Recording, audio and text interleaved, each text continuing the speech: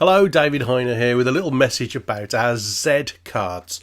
Now, they're called Z cards because they turn into a Z. It's a clue in the name, eh? The idea is that after we've been into your school, college, university, sometimes motivational sessions can be a bit of a hot bath. You know, you feel really warm and then it soon goes cold. People forget about it. Well, we give you audio and video resources that you can drip to students to make sure that it's more than a hot bath. But this, we've been advised by head teachers, is really hitting the mark. It's a card that schools can buy post-event for only 50 pence a student, right? 50 pence each.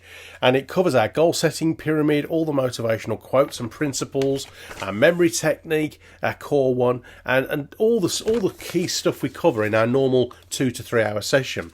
And it's a fantastic aid memoir. It's recyclable. They keep it in their pocket. And our experience to date is that students keep them and refer to them. We even had one student email us saying they lost it. It got washed. Can they have another one? That shows the value they put on it. So if you're interested, just 50 pence a student, let us know in advance. We can bring them with us on the day, or we can post them to you, and it's 50 pence for however many students, plus postage and packing. And there you go. Z cards. It's the way forward.